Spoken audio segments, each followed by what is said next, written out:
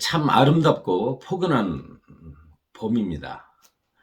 여러분 건강하시죠?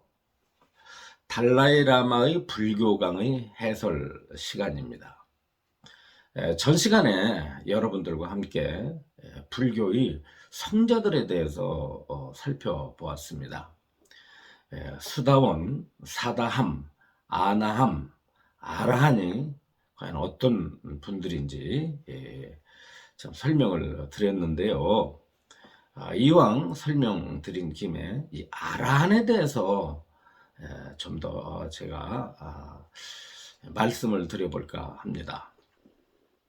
보통 이제 우리 그 한국 사찰에 가게 되면은 큰 절이죠. 절에 가면 갖가지 이제 전각들이 이렇게 있는데 그 전각 중에서 나한전이 있죠. 또 이제 그거와 같은 의미를 지니고 있는 전각이 바로 응진전입니다. 그래서 나한전과 응진전은 바로 이 불교의 그 성인 가운데서 그 아라한을 모신 곳입니다. 그런데 불자들이 그 앞에 참 예배도 하고 또 이제 공양도 올리고 더러는 이제 나한기도 한다고 해가지고 이제 기도의 대상으로 삼고 있습니다. 그러나 과연 그 앞에서 그 예배를 하는 불자들이 이렇게 아라한에 대해서 나한에 대해서 제대로 알고 있는지는 의구심이 들죠.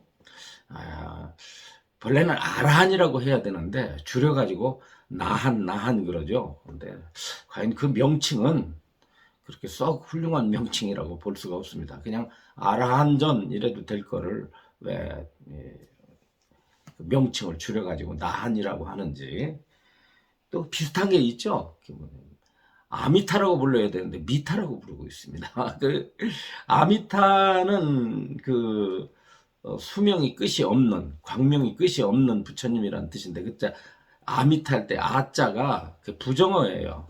없다는 뜻, 아니라는 의미를 가지고 있는데, 그러니까 이게 미타는 그 광명이나 수명을 뜻합니다. 그래서 무량수라고 이렇게 부르지 않습니까? 아미타불을 무량수불이라고 부르는데, 거기서 아자가 탈락돼 가지고 미타사 이래 버리면은 뭐 미타신앙 이래 버리면은 수명이 끝이 있는 부처님, 광명이 뭐 별로 그렇게 밝지 못한 부처님 이런 의미가 돼요. 그러니까 이게 얼마나 그 불교를 왜곡하고 있는지 한번 우리가 깊게 반성해야 될 그런 부분들입니다. 아라한도 이제 마찬가지라고 말씀드렸죠. 예, 이 아라한은 모든 번뇌를 끊으신 분입니다. 그래서 다시는 이 삼계 윤회를 하지를 않아요.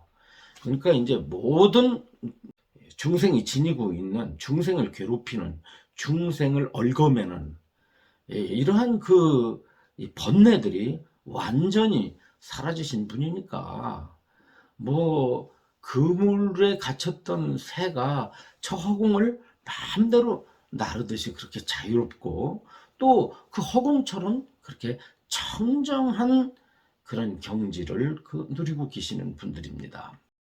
또 이분들은 해야 할 일을 모두 마쳤기 때문에 공부할 게 없어요. 공부를 한다고 한다면은 뭐가 궁금해서 뭐 배울 게 있어서 공부한다기보다도 참 이 세상의 중생들에게 그 부처님의 가르침을 이렇게 전하기 위해서 또 중생들에게 고뇌를 없애주고 이러기 위해서 이제 세속의 학문을 뭐 공부할 수는 있습니다만 자기 자신을 위해서는 더 이상 알아야 될 것이 없습니다. 더 배워야 될 게 없어요. 예. 번뇌로부터 완전히 벗어나신 분이 모든 고통으로부터 벗어나신 분이 뭐가 그 필요하겠습니까? 그렇잖아요. 우리가 뭘 공부하는 것은 뭘 채우기 위해서거든요. 예. 뭘 채우기 위해서 자신의 욕망을 채우기 위해서 공부를 하는 거예요. 배우는 거예요. 배우는 목적은 결과적으로는 욕망을 채우기 위해서고요. 뭐 세상에 알고 싶어서 세상이 뭔지 알고 싶어서 뭐 공부를 한다고 하지만 그것도 사실은 그 근저에 보면은 욕망에 기반하고 있다고 볼 수 있죠. 그런데 아라하는 모든 그 욕망으로부터 초월했기 때문에 배움이 필요 없습니다. 그래서 해야 할 일을 다 마쳤다. 궁금한 게 없다. 네. 그래서 이 아라한과에 도달하게 되면 부처님 설법도 안 듣습니다.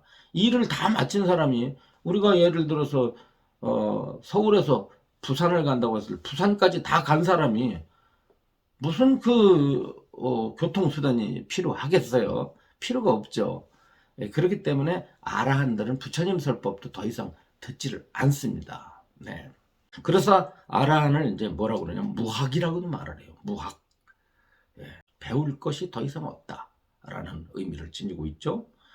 또 이분들은 그 태어남이 없어요. 다시는 윤회하지 않기 때문에 불생이라고도 말을 하죠. 본래 이 아라한이라고 하는 용어는요,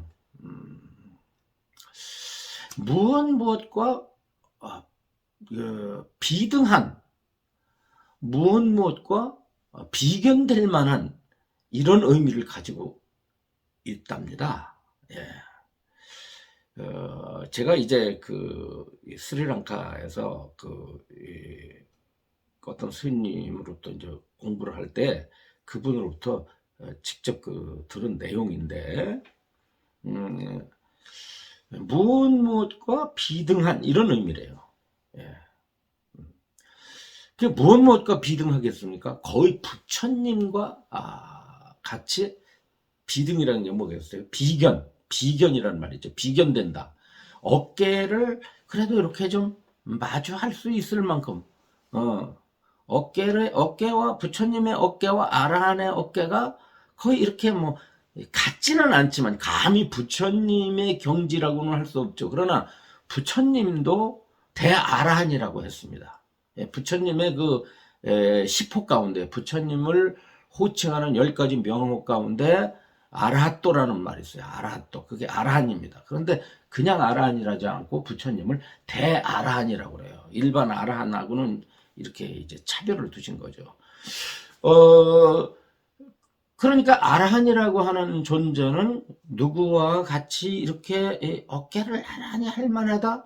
바로 부처님과 거의 대등하다고 할 수 있는 그런 위치에 있으니까 정말 성인이라고 할 수가 있죠. 네. 그리고 이제 우리가 보통 해석하기는 아라한을 음공이라고 이렇게 말을 하죠. 음공은 마땅히 모든 인간과 천상으로부터 공경을 받고 공양을 받고 예배를 받을 만하다, 받을 자격을 갖추었다고 이렇게 이런 해서 음공이라고 번역을 합니다. 혹은 이제 잘 쓰진 않지만 살적이라고 번역을 하기도 해요. 살적, 죽였다, 도적적자입니다. 도적을 죽였다고 그랬죠. 그게 누가 도둑입니까? 바로 도둑, 번뇌를 도둑이라고 합니다. 왜냐하면 바로 그 해탈을 장애하고 열반을 방해하고 고통을 주는 존재이기 때문에 중생들은 바로 이 번뇌라는 도둑에 의해서 늘 침략을 당하고 고통을 받고 있다고 봤기 때문에 아라한을 해석해서 다른 말로 살적이라고 이렇게 번역합니다. 이 아라한은 아까 말씀드린 듯이 일체의 어떤 고통과 속박으로부터 벗어났고 또 그지없이 청정하고 거룩하죠. 그렇기 때문에 뭐 죄질을 일이 없죠. 마음이 청정하기 때문에 뭐 탐진치기를 일으킬 일도 없고 또 미혹이 없고 의혹이 없어요. 모든 걸 알아야 될 바를 완전히 다 알았기 때문에 그렇다고 한다면은 참 아라는 최고의 행복을 성취한 분들이라고 할 수가 있죠. 행복, 평화, 평정, 청정, 예, 그리고 그 안에서 뭐가 일어나겠어요?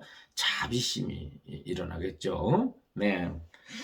자, 우리가 이런 불교 속에서 수행을 통해서 이러한 경지가 있다는 사실을 아는 것만 해도 우리들에겐 사실 어떻어요? 다 거기 도달은 못했어도, 인간이라고 하는 것이 그저 밥이나 먹고 똥이나 싸고 순간순간 감각적 쾌락이나 찾다가 가는 존재가 아니구나. 또 인간이 이 세상에 태어나서 주어진 환경 속에서 거기에 순응하고 그냥 번민하고 압박을 받고 이렇게 늘 시달리면서 살다가 가는 것이 아니구나. 이런 통로가 있구나. 그리고 그 통로를 통해서 중생의 한계를 벗어난 존재들이 있구나라고 하는 것을 우리가 안다는 사실만 가지고도 여러분들은 답답함이 없으리라고 생각합니다. 자, 아란에 대해서 이렇게 좀 공부를 하셨고요. 이어서 교재에 살펴보면서 공부를 하도록 하겠습니다. 그 65페이지에 보면은 그 중간입니다. 자, 읽어보면 예로 일례, 불환, 아라한 등의 상태들을 향해 가거나 그 상태들에 머물고 있는 향과 과를 한 쌍으로 하는 네 쌍이 포함된 8종류의 사람들로 이루어져 있다. 그러니까 성자는 4종류가 있는데 더 자세히 분류를 하면은 8종류가 된다고 전번 아마 2시간 전에 아마 제가 설명을 드린 것 같습니다. 이것을 사쌍팔배, 예, 수다원도 수다원과, 사다함도 사다함과, 안함도 안함과, 아라한도 아라한과, 이렇게 해서 이걸 사쌍팔배라고 말을 합니다. 각 쌍에서 향의 단가에 있는 수행자는 그것에 상응하는 열매, 즉 과에 도달할 도를 증진시키는 과정에 있다. 각각의 도는 수행자가 현관 속에서 열반을 점점 더 명확하게 보고 그랬습니다.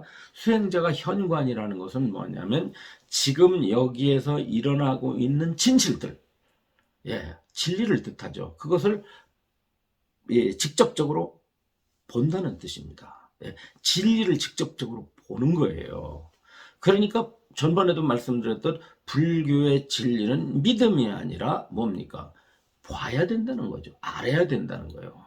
따라서 불교는 죽어서의 어떤 좋은 데 가는 거, 뭐 극락에 가는 거, 극락에 간다고 그래서 진리를 보는 게 아닙니다. 진리는 살아서 보는 거예요. 살아서 보면 어떻게 되죠? 바로 번뇌로부터 벗어난 열반에 도달하게 됩니다. 열반과 해탈이 불교의 목적이죠. 극락에 가는 게 목적은 아니에요. 극락이라는 것은요, 여러분들 잘 아셔야 돼요. 극락이라는 것은 열반을 실현한, 해탈을 실현한 분이 누리는 세상이에요. 여러분들이 지금 이 순간에 번뇌가 사라져서 마음이 청정해서 모든 얽매여로부터 벗어났다면 이 세상이 그대로 극락입니다. 그러나 일생 동안 살면서 번뇌에 시달리고 갖가지 죄업을 짓고 고통을 받는 사람이 그냥 죽는다고 해서 죽고 뭐 49제 한다고 해서 극락에 간다? 그거부터 쉬운 게 어디 있어요? 그러면은 출갈 필요도 없고 도 닦을 필요도 없습니다. 그냥 49제 하면 되지. 그러나 제가 49제가 무의미하다는 뜻은 아니에요. 그것을 분리해서 이해할 줄 알아야 된다는 거죠. 중요한 것은 진리는 현실에서 보는 겁니다. 또 불교의 극락이라는 것도 현실에서 누리는 거예요. 현실에서 누린 것이 바로 어떤 죽음의 경계를 벗어나서 바로 금생과 내생이라고 하는 구분이 사라진 것이 그것이 곧 정확한 극락의 의미라고 볼 수가 있습니다. 극락 그랬지 않습니까? 이때 극이라는 게 뭐예요? 넘어섰다는 뜻이죠. 넘어선 걸 극이라고 그래요. 최고의, 그러니까 중생의 한계를 넘어선 것. 중생의 한계는 뭡니까? 번뇌로부터 번뇌를 떠난 극, 번뇌로부터 벗어난 걸 극이라고 그래요. 거기서 누리는 행복이니까 즐거움이니까 이것은 열반락이죠. 열반락. 열반락을 극락이라고 말을 합니다. 해탈락을 극락이라고 말하는 거예요. 그러니까 수행하지 않고서는 결코 극락은 주어지지 않는다. 현관이라고 하는 게 뭐냐면은 직접적으로 진리를 보는 거니까 보는 방법이 있겠죠. 그래서 그걸 갖다가 지금 여기를 본다고 말을 합니다. 지금 여기. 다른 지금 여기에 뭐가 있다 그래서 지금 여기에 바로 진리가 있습니다. 그럼 가장 가까운 곳이 어디입니까? 자기 자신의 몸과 마음이죠. 자기 자신의 몸과 마음을 들여다보는 수행을 하게 되면 그 자신의 몸과 마음에서 뭐가 나타난다? 법칙, 진실이 나타난다. 진리가 나타난다.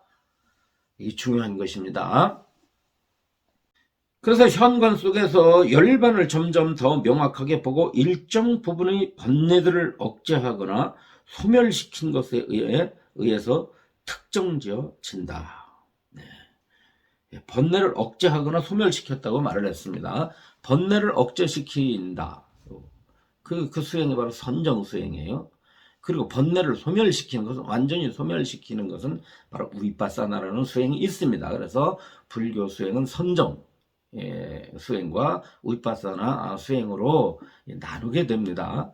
물론 선정 속에 선정을 좀 더 구분하면은 사마타라고 하는 선정과 위파사나라는 선정으로 분류하기를 합니다. 그러나 이 초기 불교의 입장에서는 선정이라는 용어와 위파사나라는 용어는 엄밀하게 이렇게 이제 구분되어 있죠. 흔히 우리가 정해쌍수다 그러면 개정해 할 때 정이라는 말이 뭐냐면 번뇌를 억제시켰다는 뜻이고요. 그 다음에 해라는 말은 바로 뭐냐면 번뇌를 완전히 소멸하는 지혜라는 뜻입니다. 그래서 이 불교에서의 그 지혜라고 하는 것은 두 가지 역할을 해요. 뭐냐면 진리를 본다. 두 번째는 번뇌를 소멸한다. 사향사과의 내상 수행자들을 사와가라고 부르는데 사와가라고 부른다 이 말이죠. 이 내상 수행자들을 이렇게 부릅니다. 사와가라고 부른다. 문자 그대로 제자들 혹은 성문들이다 그랬습니다. 사와가가 무슨 뜻이냐면 성문들, 설법을 듣고 도를 깨닫는 분들, 설법을 들어가지고 아라한이 되는 분들이에요. 그러니까 배우는 거죠. 누구의 설법을 듣습니까? 부처님의 설법을 듣든지 아니면 스승의 설법을 듣고서 또 이제 요즘 부처님께서 열반하시니까 대신 뭘 공부해야 되죠? 부처님의 설법은 귀로 듣지만은 이제 우리에게 법을 설해 주실 부처님은 과거에 이제 출연하셨다가 대열반에 드셨지 않습니까? 그러니까 부처님의 말씀은 뭐예요? 경전이죠. 그리고 경전을 가지고 공부하는 분들은 엄밀한 의미에서 어디에 들어가냐면 사와가에 들어갑니다. 바로 성문들에 들어가요. 부처님의 말씀을 듣고 깨달음에 이르기 때문에 이 성문들에 들어가요. 이분들 그들은 종교적 깨달음을 얻었기 때문에 공양을 받을 자격이 있다. 자격이 있어요. 그분들이 자격입니다. 그러니까 머리를 깎고 출가를 했다고 해서 공양을 받을 자격이 있는 것은 아닙니다. 엄밀한 의미로. 그분들도 당연히 우리가 제가자로서 공양을 올려야 되지만은 좀 더 면밀하게 말한다고 한다면 바로 이와 같은 성자들 사상 8배의 어떤 경지에 그 이르신 분들이 이분들이야말로 공양을 받을 만한 자격을 갖추었기 때문에 이렇게 말을 합니다. 성자인 성문에게 공양을 올리는 사람들은 삼선도에 환생하고 그랬습니다. 이 삼선도라고 하는 것은요, 중생의 내생은 6가지로 이렇게 정해져 않습니까? 지옥, 악귀, 축생, 인간, 수라, 천상인데 요 앞에 이제 지옥, 악귀, 축생은 요건 삼악도에 들어갑니다. 고통의 세계죠. 그런데 뒤에 그 인간, 수라, 천상은 선도에 들어갑니다. 삼선도에 들어가요. 그래서 세 가지의 악한 갈래길이 있고 세 가지의 선한 갈래길이 있습니다. 그에 따라 물론 과보가 달라지죠. 여러분들 중에는 아수라는 악신 아니냐, 이게 아주 악한 신인데 어째서 선도에 들어가느냐 그러는데요. 여기에서 이제 아수라는요, 엄밀한 의미로 귀신색입니다. 귀신색인데 두 종류가 있다고 그래요. 세상에 악을 퍼뜨리는 그 악신으로서의 아수라가 있고, 또 한편으로는 선한 세상에 정의를 실현하고 사법을 항복시키고 또 이 중생들을 갖다가 보호하는 이러한 아수라들이 있다고 그래요. 그래서 그 아수라들은 그 선도에 들어갑니다. 흔히 말하는 호법 선신들이요. 이분들이 이제 선 아수라고 볼 수가 있기 때문에 바로 이 아수라를 삼선도에 이렇게 넣었다고 이렇게 이해하시면 됩니다. 불교 수행을 하기 좋은 환경에 태어나게 될 큰 공덕을 쌓게 되는 것이다. 그렇습니다. 이제 이와 같은 성자들에게 공양을 하면은 어떻습니까? 금생에 비록 좀 악업을 지었다 할지라도 이런 거룩한 수행자들에게 공양을 올리면은 어떻게 그 과보로 좋은 환경에 태어나고, 또 그래서 어떻습니까? 불교를 다시 만난다는 거예요. 불도를 만나서 수행할 수 있는 이러한 기회를 얻게 되면서 나아가서 어느 생인가 바로 윤회로부터 벗어나는 그런 결과를 얻게 된다라고 합니다. 사제를 깨닫는 것이 성도의 본질이다 그랬습니다. 이거 아주 소중합니다. 우리가 성도 부처님 성도제일 이렇게 이제 말하지 않습니까? 그때 성도라는 게 뭐예요? 도를 이루었다는 뜻이죠. 그럼 성도가 무슨 도를 이루었느냐? 석가모니가 보리수화에서 도를 깨달았대. 그 뭐야? 도를 깨달았다는데. 그 도가 뭐야? 이 도라는 말이요, 상당히 애매모호하게 이렇게 뒤섞여져 가지고 사용하고 있고, 많은 불교 생활을 오래도록 하신 분들, 이런 분들도 막상 불교에서 말하는 도가 뭐냐 그러면 제대로 얘기 못합니다. 그리고 이 도라는 용어가 중국의 도하고 뒤섞였어요. 중국의 도. 중국은 도화가 아닙니까? 공자, 노자, 장자 이런 분들이 전부 도라는 주제를 가지고 말씀을 하셨거든요. 그러다 보니까 우리나라가 유교와 도교의 영향을 엄청 많이 받았잖아요. 아마 불교 영향만큼은 아니지만 거기에 거의 비견될 정도로 영향을 많이 받다 보니까 불교의 도와 바로 중국 사상의 도가 이것이 혼용이 돼가지고 많은 이들을 갖다가 이렇게 좀 어지럽게 해요. 그리고 도를 깨달았다, 도 닦는다 그러면은 그게 뭐야 대체? 수행을 하는 걸 도 닦는다고 하는가? 아니면 이렇게 그 도를 닦으면 우주의 비밀을 알 수 있나? 그 도를 닦으면 세상에 모르는 바 없이 상대방 마음도 알고, 비가 올지 눈이 올지 알고, 미래가 어떻게 될지 예언도 하고, 이런 능력을 갖추는 건가? 그 우주에서 일어나는 모든 일을 갖다가 가만히 앉아가지고 눈 감고 앉아있으면 다 볼 수 있는가? 이런 망상들을 하고 있습니다.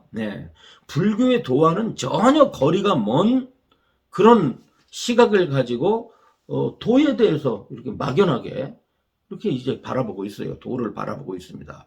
근데 여기서 분명하게 설명을 하고 있습니다. 사제를 깨닫는 것이 성도의 본질이다. 사제, 고진멸도, 고통의 진리, 고통의 원인의 진리, 고통으로부터 벗어난 진리, 고통으로부터 벗어나는 방법의 진리, 요 네 가지가 바로 뭐냐? 이것이 성도의 본질이다라고 말을 했습니다. 분명히 알아야 됩니다. 불교의 도는 바로 사성제를 도라고 한다. 사람들이 종교적으로 성숙해질 때까지 부처님은 그들에게 불법의 다른 주제들을 가르친다. 네. 바로 어떻겠습니까? 성숙될 때까지 부처님은 다양한 말씀으로 중생들을 이끌어가는 거예요. 네. 그 진리를 깨닫게 하기 위해서, 도를 깨닫게 하기 위해서, 사성제를 깨닫게 하기 위해서. 그 사성제를 깨달아서 어떻게 됩니까? 예. 열반을 얻는 거죠. 예. 열반을 얻을 때까지 어떻습니까? 열반이라는, 열반이 도 아닙니까? 고진멸도 할 때 그 바로 도라는 것은 그냥 도가 아니죠. 열반이라고, 고통의 소멸이라고 하는 그 열반, 고통이 소멸된 경지인 열반을 실현하는 거죠. 그렇기 때문에 이 열반과 그 열반에 이르는 방법으로서의 8정도나 37조도품은 이건 같이 갈 수밖에 없죠. 이것이 무위법이라고 했지 않습니까? 일전에 제가 설명을 드렸잖아요. 이 무위의 가르침을 이 부처님께서 끝없이 중생들에게 아주 다양한 방법을 언어 수단을 통해서 일깨워 주셨습니다. 이것들을 우리가 공부하게 되면 여러분들은 지혜가 생기게 되고, 지혜에 의해서 세상을 바라보게 되고, 그러면 우리가 어떻게 살아야 되는가, 그리고 어떠한 이익이 주어지는가에 대해서 명확하게 알 수가 있다.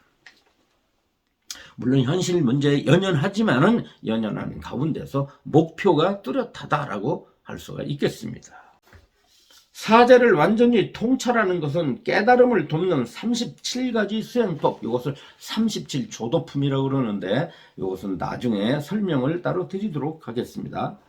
지관을 통해서 이루어진다. 지와 관을 통해서 이루어진다. 지라는 것은 이제 사마타라고 그러고요. 관은 이것은 울바사나라고 말을 합니다. 예, 개정해 사막을 우리가 공부하는데, 그때 정이 어디에 들어가느냐면 지에 들어가고, 그 다음에 해는 관에 들어갑니다. 그래서 지관과 이렇게 상통하는 불교 용어가 뭐냐면 정해입니다. 정해. 그래서 지관 쌍수, 정해 쌍수, 뭐 이런 말을 하지 않습니까? 그래서 지 수행이 있고 바로 관 수행이 있다. 지 수행을 사마타 수행이라고 그러고, 관 수행을 위파사나 수행이라고 말을 합니다. 요 직원 수행에 대해서 역시 다음에 설명하도록 하겠습니다.